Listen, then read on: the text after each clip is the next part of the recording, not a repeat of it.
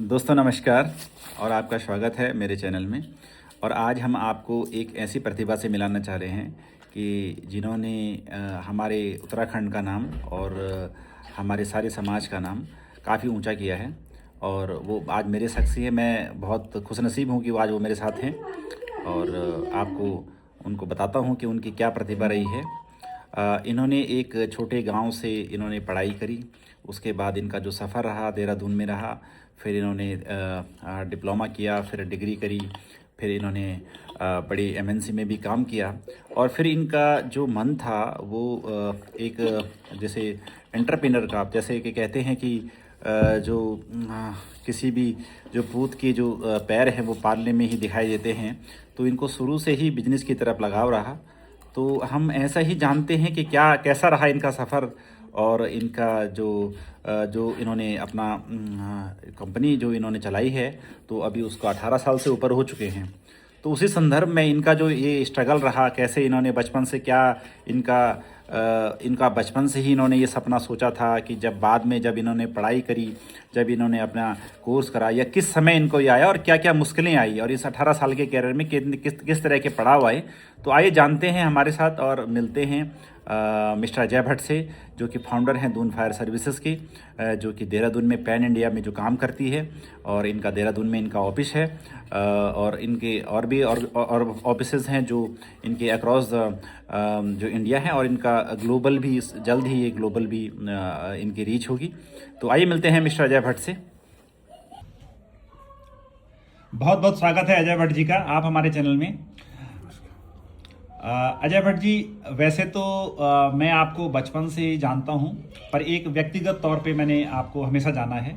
तो आपका जो व्यावसायिक जो हम बोलते हैं कि जो प्रोफेशनल जीवन कैसे रहा, किस तरह का, तो थोड़ा बहुत जो मुझे आप ही से इनपुट मिला मैं उसी के बारे में जानता हूं। लेकिन आज क्योंकि आप मेरे चैनल पे आए हैं तो मैं उसको मैं अंदर तक जाना चाहूँगा। अगर आपकी जो है ये दरअसल में ये आपका जो विचार है और जिस तरह से आपका स्ट्रगल रहा है, ये नई पीढ़ी के लिए भी एक उत्साहवर्धन और उनके लिए एक बड़ा मोटिवेशन रहेगा।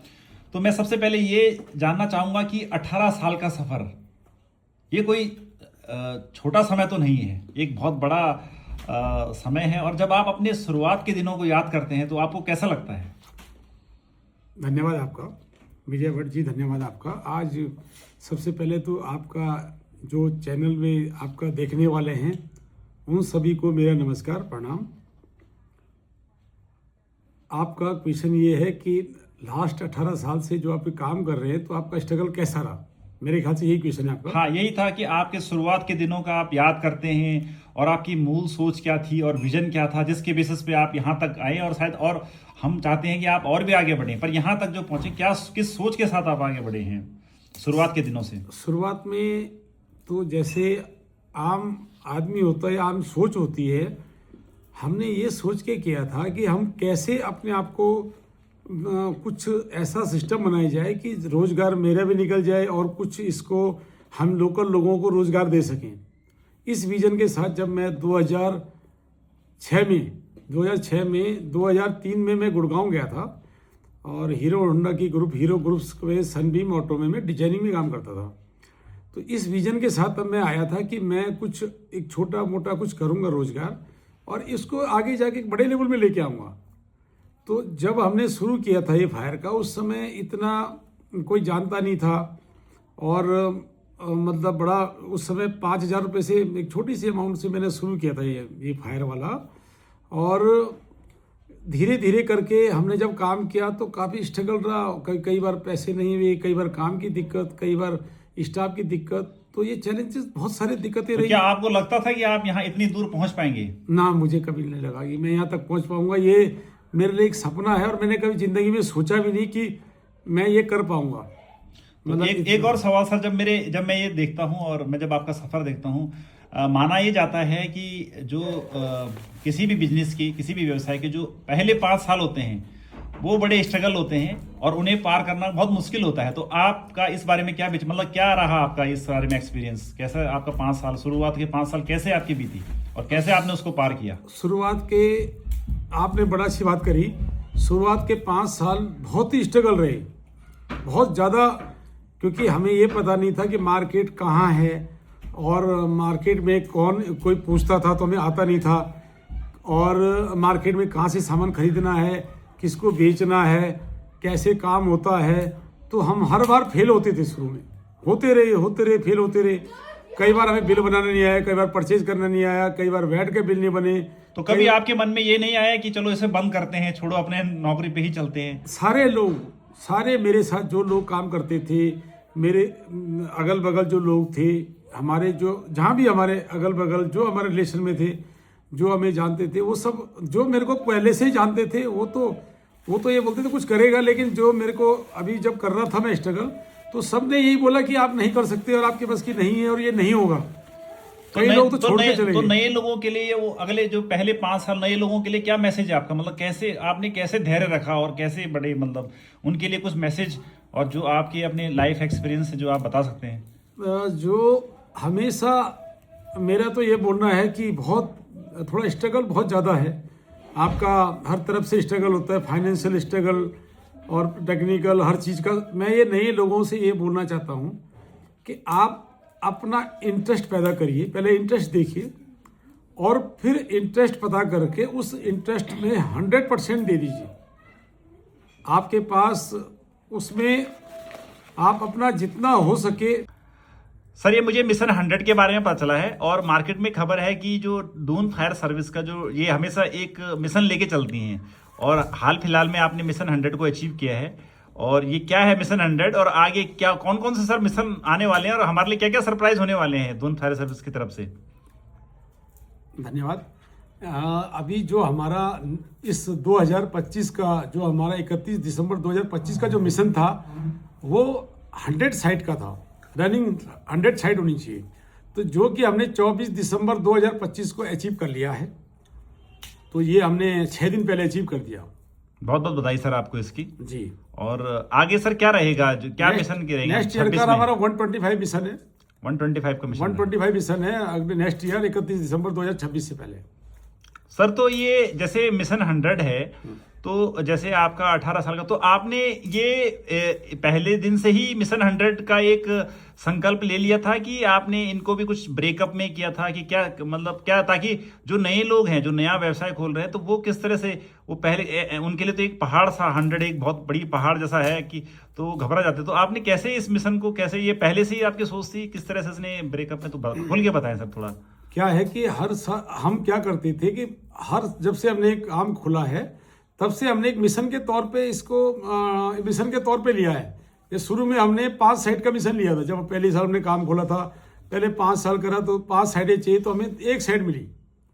तो धीरे धीरे हम करते अनुभव होते रहे। तो हर साल हम एक मिशन रखते हैं और कोशिश करते हैं कि इस मिशन को टारगेट अचीव करें।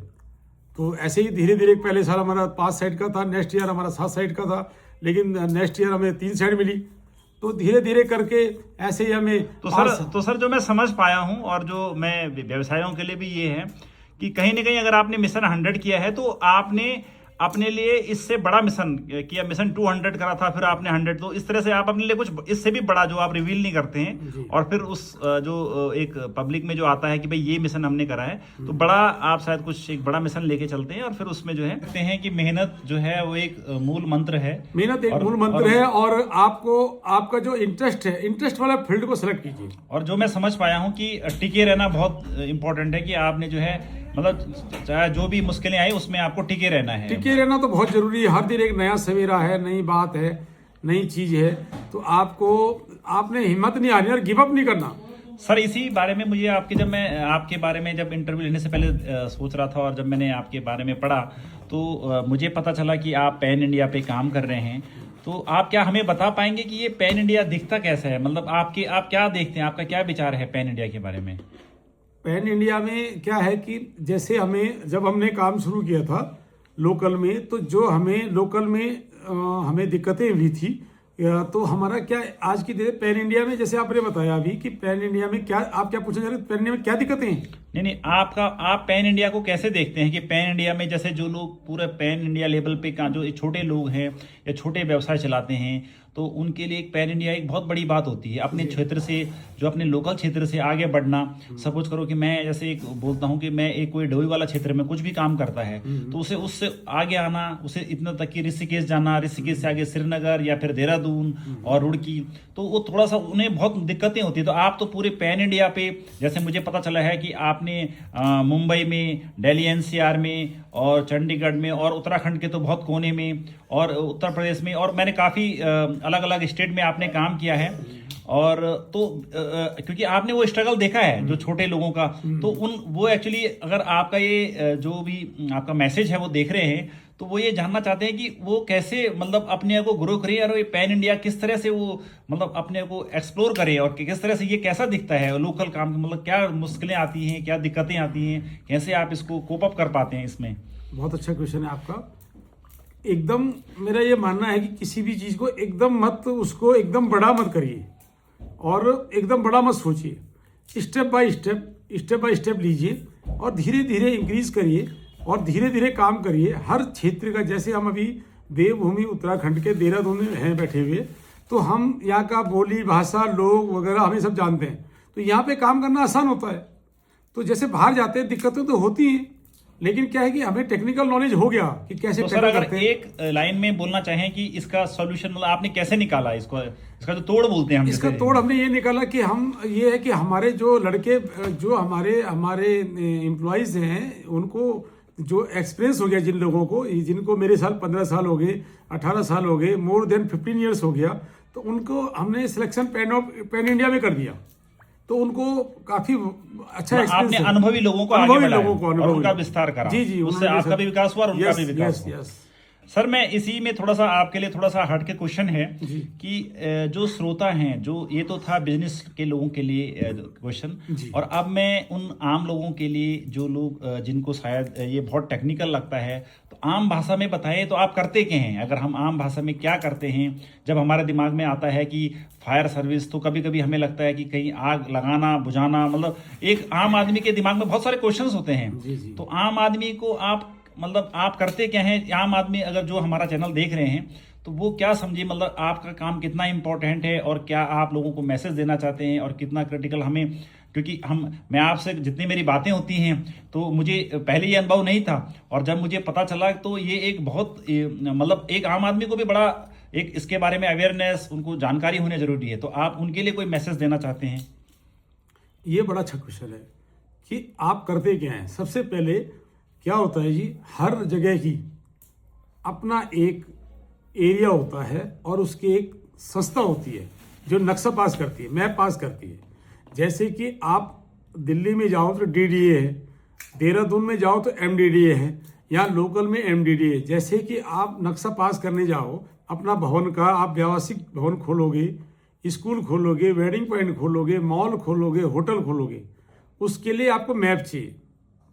तो जैसे ही मैप पास करने के लिए आप एमडीडीए में आर्किटेक्ट के थ्रू अप्लाई करोगे, उसके बाद हमारा काम शुरू हो जाता है। यानी जब से खाली प्लॉट होता है तो खाली प्लॉट की एनओसी मिलती है, उसके ऊपर हाई टेंशन लाइन ना हो, उसके अगल बगल गैस गोदाम ना हो, शुरू से हम देखते हैं। फिर एमडीडीए हमसे एनओसी मांगता है, प्री एनओसी फायर वालों से, तो वहां से हमारा काम शुरू हो जाता है। तो सर इसमें एक क्वेश्चन था, ये तो था क्या जो लोग व्यवसाय खोलते हैं उनके लिए तो जरूरी है, क्या लोग जो अपने निजी घर बनाते हैं उनके लिए भी क्या ये जरूरी होता है क्या? नॉर्म्स में है, जिनका घर 1 बीघा यानी 900 गज से ऊपर है, वो उनको अगर वो एमडीडी में जाएंगे तो उनको फायर की व्यवस्थाएं करनी जरूरी है। और आजकल सर जो मैंने देखा है तो लोगों ने देखो, पहले तो एक छोटे घर होते थे, 1 मंजिला होते थे, अब आजकल लोग एक तो बिल्डर होते हैं और एक वो तो चलो फॉर्म्स मैंने देखा कि वो तो फॉलो करते हैं आपके रूल, लेकिन जो 3 मंजिला या 4 मंजिला जो लोग जहां अपने निजी जो किराए के लिए या किसी और चीज के लिए बनाते हैं, क्या उनके लिए भी कोई नए नॉर्म्स होते, क्योंकि ताकि वो लोग जो देख रहे हो तो उन्हें भी पता चले कि क्या वो नॉर्म्स को फॉलो कर रहे हैं, कहीं ऐसे ट्रैप में ना फंसे जिसमें कल को उनके ऊपर कोई कार्रवाई हो? नहीं, सब देखो, फायर आग कभी भी कहीं भी लग सकती है और घटना कभी भी हो सकती है। तो अभी क्या है कि गवर्नमेंट का जो ये छोटे भवन है उनके लिए छूट कर रखी है, लेकिन देखो जी, हेलमेट है आपके सर में, हेलमेट है तो सेफ्टी आपकी है, इंश्योरेंस है, मेडिकल है तो आपके लिए है, हर चीज़ आपके लिए है। तो मेरे ख्याल से इन छोटे भवनों में खुद करना चाहिए अपनी व्यवस्था। तो मैं ये जितना समझ पाया हूँ, सरकार के नियम तो हैं ही, साथ में आपको भी जागरूक रहना जरूरी है। जागरूक रहना जरूरी है क्योंकि बहुत सारे आजकल आग की बहुत सारी चीजें सुनने को मिलती हैं। जी, जैसे जैसे कंस्ट्रक्शन होगा जी, जैसे जैसे कंस्ट्रक्शन होगा वैसे वैसे इसकी आवश्यकताएं पड़ेगी। इसमें सर एक और लास्ट क्वेश्चन मेरी तरफ से जो मैं वो कर रहा था कि इसमें आपको जो ये मार्केट था आपका जो है, आप जब ने आप शुरुआत में आपने मेरे क्वेश्चन के जवाब में दिया था कि उस समय कुछ था नहीं, तो इन 18 सालों में, 18 साल में मतलब मैं इसको 2 दशक ही मानूंगा, है ना। तो इन 2 दशकों में आपको कैसा लगा, मतलब ये कैसा आपका सारा बाजार में क्या परिवर्तन आए, और आपने किस तरह के नए चैलेंजेस या नया काम करने का तरीका या बहुत सारी चीज़ें कैसे आपने मतलब आपने क्या बदलाव देखा इन 2 दशकों में? अच्छा क्वेश्चन है, ये भी बहुत अच्छा क्वेश्चन है। जब हमने काम शुरू किया था तब ऑफलाइन था सब चीज़। ऑफलाइन का मतलब कागजी कार्रवाई होती थी, सिंपल था, जाओ काम करो, एनओसी मिल जाती थी, सब कुछ हो जाता था। उस समय इतनी भीड़ भी नहीं थी, इतने कंस्ट्रक्शन नहीं था। लेकिन आज के दौर पे हर जगह कंस्ट्रक्शन बन रहा है, हर जगह कॉमर्शलाइज हो रहा है, तो इसमें क्या है, ऑनलाइन आ गया।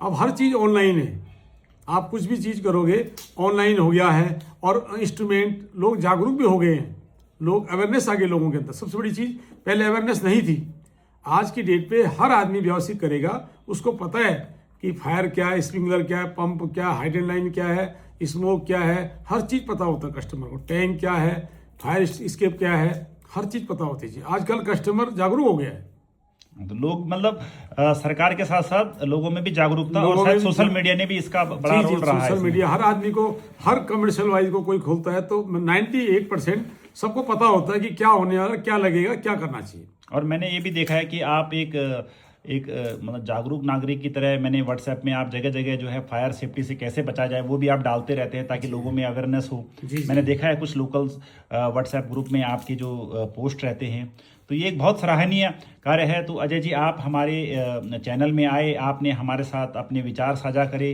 तो इसके लिए हम आपका बहुत बहुत आभारी हैं। और हमें आशा है कि जो लोग जो व्यवसायी या जो हमारे आम जनता है, उन्होंने जो भी आपका इस वीडियो को देख पा रहे होंगे या बाद में देखेंगे, तो उनको कुछ न कुछ नॉलेज और आपके जीवन से कुछ प्रेरणा मिली होगी। और हमें यही आशा है कि आप, अभी तो 18 साल हुए हैं, तो हम चाहेंगे कि आपके तब हमारा थोड़ा स्टेज भी बड़ा हो और हम आपकी जो 25वीं जो सिल्वर जुबली हो, तो उस पे हम एक बहुत बड़ा, और हम आपके एक बड़ा इंटरव्यू लें अगर हमें मौका मिले। और शायद हो सकता है कि फिर उसके लिए भी हमें अपॉइंटमेंट लेना पड़े, क्योंकि और लोग भी कतार में होंगे। तो बहुत बहुत धन्यवाद अजय जी आपका। और हम आपको एक बार दोबारा आपको 18 साल की पूरी 18 साल का पूरा जो ये कार्यकाल है आपका, उसको पूरा संपूर्ण करने में और सफलतापूर्वक, जितना हम समझ पाए हैं कि आपका एक बड़ा अच्छा नाम आपने जो है, क्योंकि जितने लोगों से मैं देखता हूँ, पूछता हूँ, तो ऐसा कोई नहीं है कि बहुत बार मुझे एक हल्का सा इसमें एक इसे थोड़ा सा हास्यास्पद ये आता है कि एक बार किसी ने बोला था कि ये अजय भट्ट जी कौन है, और जब उन्होंने आपको देखा तो वो थोड़ा सा भौचक्के से रह गए कि एक ये युवा और ये जो है इस तरह, वो किसी एक बुजुर्ग आदमी की सोच रहे थे कि कोई बुजुर्ग आदमी इसका मालिक होगा, तो लेकिन जब उन्होंने आपको देखा तो वो भौचक्के रह गए। तो हमें लगता है कि आने वाले टाइम में आप इसी तरह से कुछ हमें और भौचक्का ऐसे करते रहें और नई नई उपलब्धियां आपके लिए हों। तो बहुत बहुत धन्यवाद सर आपका। नमस्कार। तो दोस्तों, ये थे हमारे साथ अजय भट्ट जी, जिन्होंने अपने विचार हमारे साथ साझा करे। और आगे ऐसे ही आपको नए नए जो हमारे जो पर्सनैलिटी रहेंगे और उनको हम आपसे मिलाते रहेंगे। तब तक के लिए धन्यवाद। और आप कमेंट बॉक्स में बताइएगा कि आपको कैसा लगा, और आपको कुछ और जानकारी फायर सेफ्टी से रिलेटेड और कुछ और चीज़ें आप जानना चाहते हैं जो हम अपने इंटरव्यू में नहीं बता पाए, कुछ मिस कर गए, तो हमें आपका कमेंट बॉक्स में आप बताइए। हम कोशिश करेंगे कि जितना आंसर हमें पता है, और नहीं तो हम अजय भट्ट जी से हम करके उनका आंसर आपको आप तक पहुंचाएंगे। तो धन्यवाद। आप खुश रहें, हमेशा स्वस्थ रहें। आपको नया साल मुबारक।